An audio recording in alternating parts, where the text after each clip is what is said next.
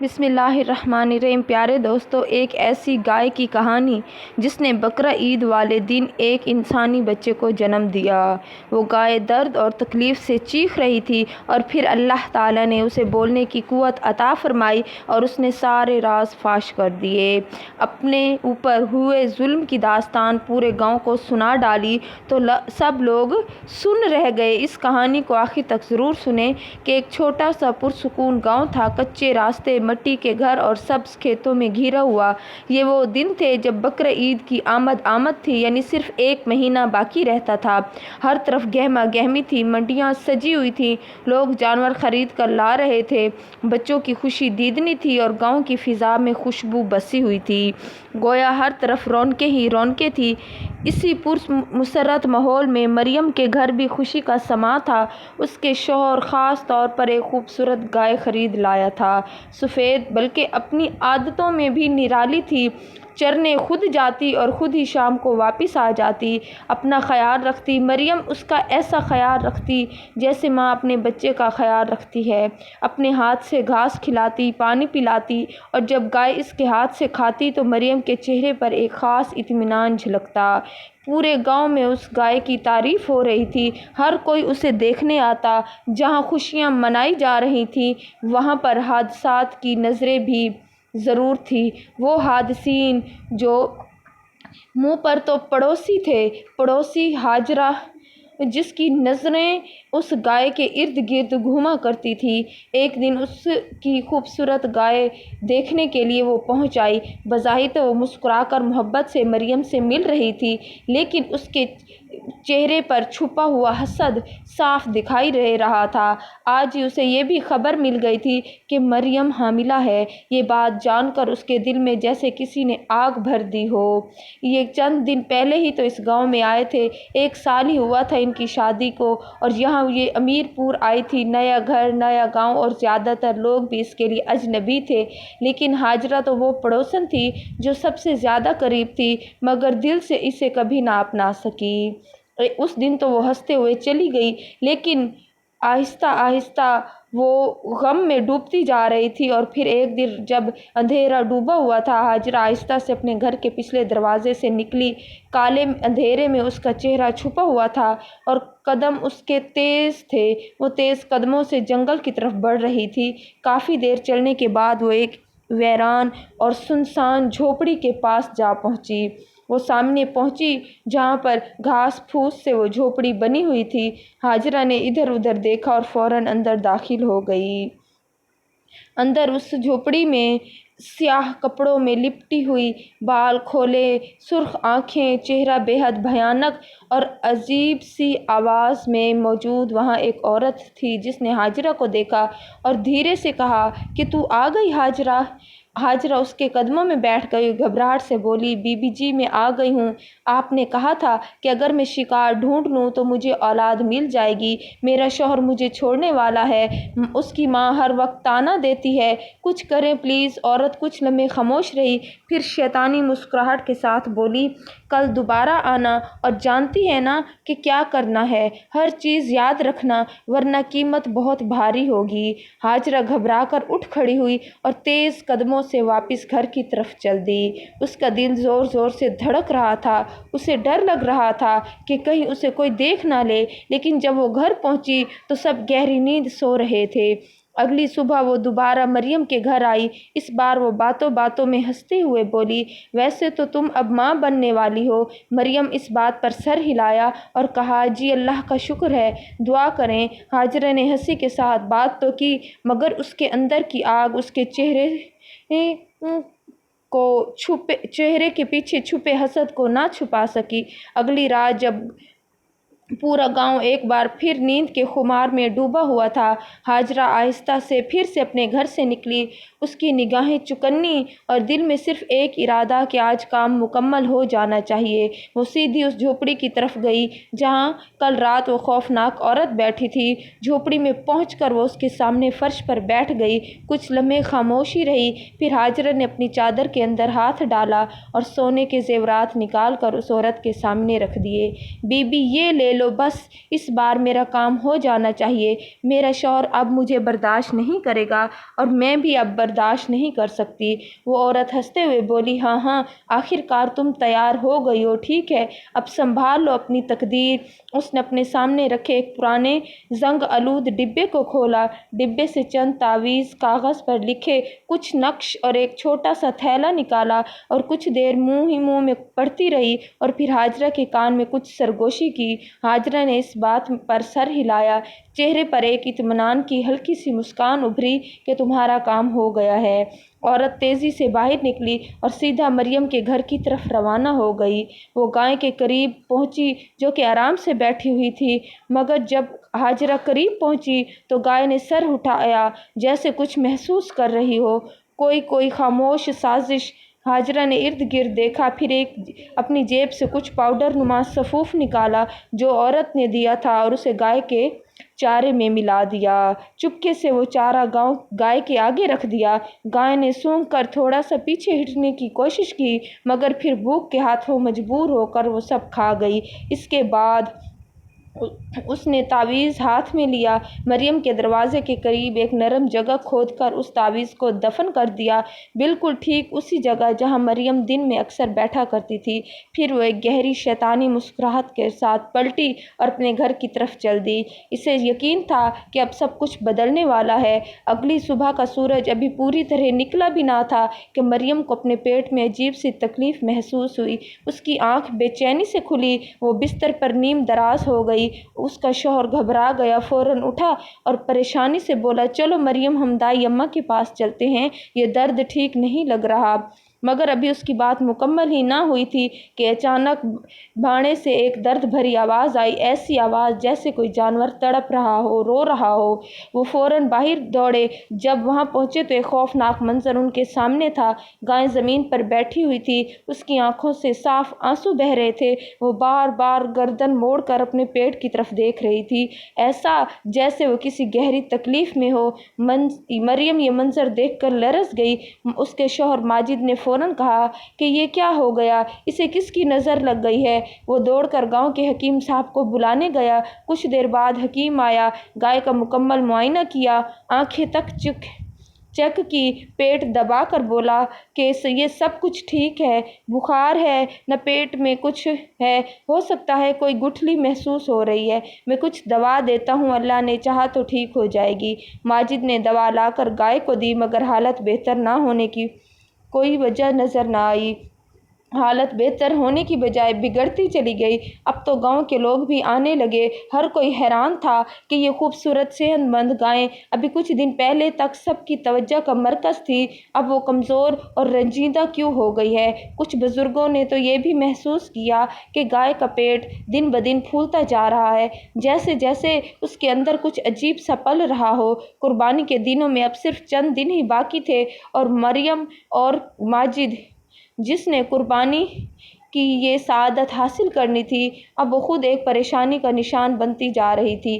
ماجد نے دوبارہ حکیم کو بلایا، وہ پھر دوا دے کر چلا گیا۔ ماجد مریم نے دل میں امید باندھی کہ شاید اب فرق پڑ جائے گا، لیکن گائے کی حالت بگڑتی پریشانی کا باعث تھی۔ ادھر جنگل کے سنسان گوشے میں اس جھوپڑی میں ایک کھیل جاری تھا۔ کالی اندھیری جھوپڑی، وہی پرسرار عورت چپ چاپ بیٹھی تھی اور اس کے سامنے اب ایک بوڑھی عورت خاموشی سے سر جھکائے بیٹھی تھی۔ گاؤں والے اس بوڑھی اماں کو تائی ماں کے نام سے پکارا کرتے تھے، جس کے ہاتھوں میں سے کئی بچوں کو اس دنیا میں لایا گیا تھا۔ آج وہی ہاتھ کسی معصوم کی تقدیر بدلنے پر آمادہ ہو رہے تھے۔ وہ عورت آہستہ سے اٹھی، اپنے لباس کے اندر سے کئی نوٹوں کی گڈیاں نکالیں اور دائی کے سامنے رکھ دی۔ سمجھ گئی نا، تو شام تک میرا کام اس طرح ہو کہ کانوں کان کسی کو بھلا پتہ بھی نہ چلے۔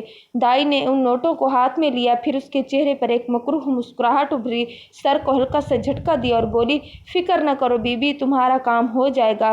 کبھی کسی کا راز باہر آیا ہے ابھی تک؟ تمہارا بھی نہیں آئے گا۔ وہ عورت ہنستی ہوئی جھوپڑی سے باہر نکلی اور جاتے جاتے ایک آخری جملہ بولی، بس اب شروع ہوا ہے، انجام وہی ہوگا جو میں چاہوں گی۔ جھوپڑی میں اب صرف تائی اماں بیٹھی تھی، لیکن اس کی آنکھوں میں جو لالچ کی ایک لکیر آئی تھی، وہ اس بات کی گواہی دے رہی تھی کہ ایک خطرناک کھیل اگلی صبح ہونا شروع ہے۔ جیسے ہی اگلی صبح ہوئی، سورج کی ہلکی روشنی گاؤں کی گلیوں پر پھیلنے لگی۔ مریم اپنے سر پر مٹکا رکھے کنویں پر پانی بھرنے کے لیے نکلی۔ ہوا عجیب سی تھی، ہر طرف خاموشی، جیسے فضا خود کسی بات پر افسوس کر رہی ہو۔ کنویں پر پہنچتے ہی اسے گاؤں کی دو عورتیں ملی، جن کے چہروں پر گہری اداسی، آنکھوں میں افسوس کی جھلک تھی۔ زمین پر اس نے اپنا مٹکا رکھا اور نرم لہجے میں پوچھا کہ کیا بات ہے، کچھ پریشان لگ رہی ہو؟ تو وہ بڑھائی ہوئی آواز میں کہنے لگی، کیا تمہیں نہیں پتا، وہ جو حکیم صاحب کی بیٹی تھی نا، جس کی یہ بڑی دھوم دھام سے شادی ہوئی تھی، اللہ نے اسے بچہ دیا، مگر بیچاری کی قسمت بچہ پیدا ہوتے ہی انتقال کر گیا۔ یہ سن کر مریم کا دل جیسے ڈوب سا گیا، اس کے چہرے پر دکھ نکل آیا، لبوں سے بے اختیار نکلا، انا للہ و انا الیہ راجعون۔ اللہ ان کو صبر دے، کتنا بڑا امتحان ہے یہ۔ پانی بھر کر وہ واپس گھر کی طرف چل پڑی، مگر اس کا دل بے چین تھا، پتہ نہیں کیوں ایک عجیب سی کسک دل میں چبھ رہی تھی، جیسے کوئی انجام، کوئی خوف، کوئی انتہائی بری خبر اس کے قریب آ رہی ہو۔ اگلی دن گاؤں کی جو منظر ہوا، پتہ نہیں کیوں ایک عجیب سا منظر ہوا، اور پھر ایسا چونکا دینے والا منظر ہوا کہ سب کی آنکھیں حیرت سے پھیل گئیں۔ ان کے گھر کے باہر شور و گل کی آواز گونجنے لگی۔ وہ باہر اٹھے، دروازہ کھولا، اور جو منظر ان کی آنکھوں نے دیکھا، ان کی سانسیں رک گئیں کہ گائے، وہی سفید گائے زمین پر تڑپ رہی تھی، آنکھوں سے آنسو بہہ رہے تھے، اور اس کے سامنے ایک انسانی بچہ پڑا تھا، جیسے ابھی ابھی پیدا ہوا ہو۔ پورا گاؤں جمع تھا، ہر کوئی سن تھا۔ کچھ نے آنکھیں مسل کر دوبارہ دیکھا کہ یہ کیا ہے جو ہماری آنکھیں دیکھ رہی ہیں، اور پھر سب حیران تھے، اور اس بات نے گاؤں والوں کی سانسیں روک دی تھیں۔ اور گائے کے پیٹ پر ایک واضح کٹ کا نشان تھا، جیسے آپریشن کیا ہو، لیکن نہ خون تھا، نہ چیخ و پکار، صرف خاموش تکلیف۔ واجد اور مریم تو جیسے صدمے میں آ گئے، وہ کچھ سمجھ ہی نہ پائے کہ یہ معاملہ کیا ہے۔ اسی لمحے ہاجرہ کی ایک تیز آواز گونجی، یہ تو بی بی جی کا کرشمہ ہے، وہ پہنچی ہوئی ہستی ہیں، میں ان کے پاس گئی تھی، انہوں نے کہا تھا تمہیں اولاد گائے کے ذریعے ملے گی۔ سب نے حیرت سے ہاجرہ کو دیکھا، کچھ کو لگا وہ پاگل ہو گئی ہے، مگر پھر جب سب لوگوں نے گائے کی حالت دیکھی، اس کے پیٹ کا سوجن، اس کے چند دن پہلوں کی تڑپ کو یاد کیا، تو جیسے ہاجرہ کی باتیں ان کے ذہن میں اترنے لگی۔ واقعی اگر وہ جادوگرنی ہوتی تو بچہ کیسے پیدا ہوتا؟ یہ تو کوئی اللہ والی ہی ہے۔ لوگ ایک دوسرے کو دیکھ رہے تھے، اور وہ بچہ اٹھا کر بولی، یہ میرا بچہ ہے، بی بی جی نے مجھے دیا ہے۔ پھر وہ مسکراتی ہوئی بھیڑ میں سے گزری اور چھپ چھپ کر بچہ لے کر اپنے گھر کی طرف روانہ ہو گئی۔ ادھر گائے اب بھی تکلیف میں رہ رہی تھی، مگر گاؤں والوں کی توجہ اب کسی اور طرف تھی۔ شہناز بی بی، وہی جنگل والی عورت، اب گاؤں میں آ چکی تھی۔ اس نے گاؤں کے باہر ایک جگہ اپنا آستانہ بنا لیا۔ چند دنوں میں اس کے گرد ہجوم لگنے لگا، ہر کوئی اپنی تکلیف، اپنے مسائل بتا رہا تھا۔ جو بے اولاد تھے وہ اسے مسیحا ماننے لگے، اور شہناز بی بی ان سے بدلے میں زیور، نقدی، جانور، سب کچھ وصول کر رہی تھی۔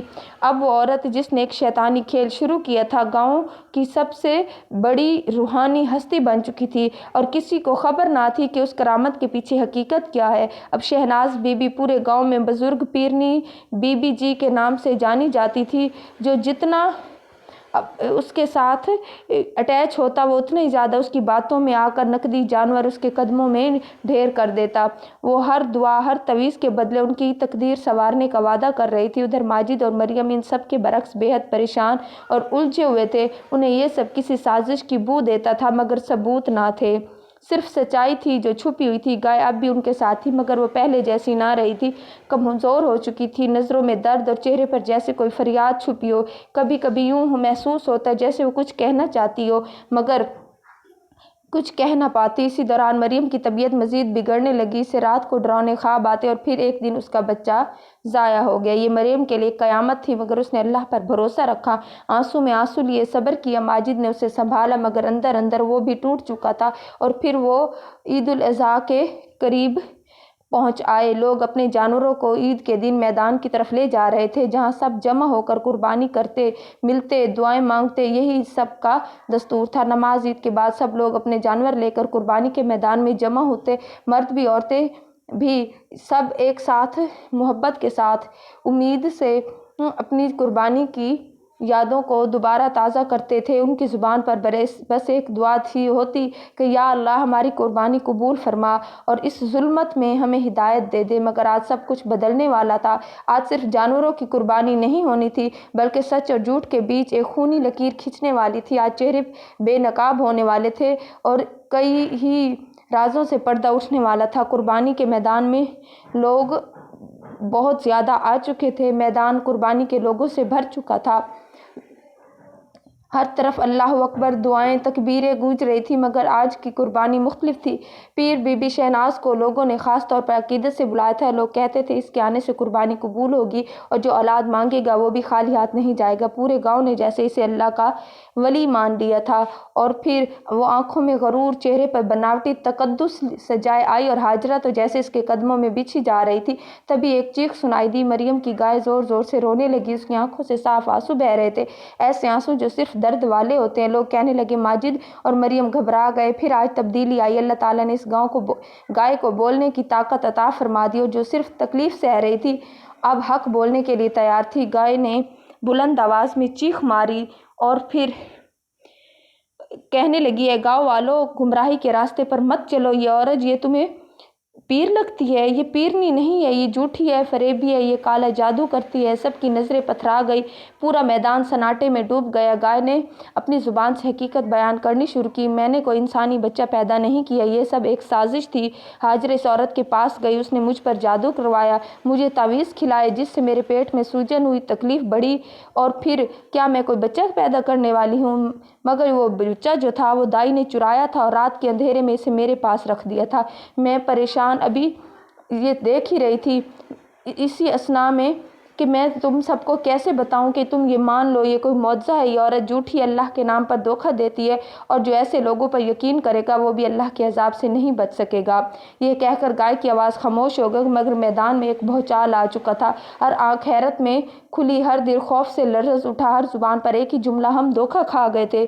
سب کی نظریں اب شہناز بی بی کی طرف اٹھی جس کا چہرہ اسے یقین نہیں آ رہا تھا کہ جس فریب کو اس نے طاقت بنایا تھا آج اللہ نے اسی زبان سے اسے ختم کروا دیا۔ گاؤں کے لوگوں نے اس پر پتھر برسائے اور اسے گاؤں سے نکال دیا۔ اس کا ایک ہی نعرہ تھا ان سب کا کہ ایسے فریبی لوگوں کو اس گاؤں میں کوئی جگہ نہیں۔ زرینہ آگے بڑھی اور ہاجرہ کے ہاتھوں سے اپنا بچہ چھین لیا اور آنکھوں میں آنسو لے کر کہا کہ یہ بچہ میرا ہے، میرے جگر کا ٹکڑا جسے تم نے لالچ کے لیے قربان کرنا چاہا۔ لوگوں نے اس پیرنی کو گاؤں سے نکال دیا، جس نے اس تائیمہ کو بھی جس نے پیسوں کے لالچ میں کسی ماں کا بچہ چرا کر اس ظالم عورت کے قدموں میں رکھ دیا کہ تمہیں اس گاؤں میں رہنے کا کوئی حق نہیں۔ پھر اللہ کے فضل سے عید کے مبارک دن گاؤں کے تمام لوگوں نے توبہ کی۔ اب سب نے مل کر قربانی کی اور پھر مریم اور ماجد نے اپنی گائے کی قربانی دی اور اس امید کے ساتھ کہ اللہ نے ان کی قربانی ضرور قبول فرمائی ہوگی۔ اب گاؤں والوں کے لیے یہ معاملہ ایک بہت بڑا عبرت بن گیا۔ پھر کبھی کسی نے جھوٹی پیرنی، مریدنی یا تعویذ گنڈوں پر یقین نہیں کیا۔ اللہ تعالیٰ نے ان کی آنکھیں کھول دی تھی، کیونکہ پیارے آقا علیہ السلام نے فرمایا جادو برحق ہے کیونکہ نبی پر ہوا تھا، لیکن اسلام نے ہمیں سکھایا ہے کہ جادو کرنا اور کروانا دونوں حرام ہیں اور ایسے لوگ مسلمان نہیں رہتے۔ قرآن پاک فرماتا ہے یہ کتاب نیکوکاروں کے لیے ہدایت ہے اور ظالموں کے لیے عبرت۔ ایسے فراڈیوں سے بچیں اور دوسروں کو بھی بچائیں۔ اپنے ایمان کو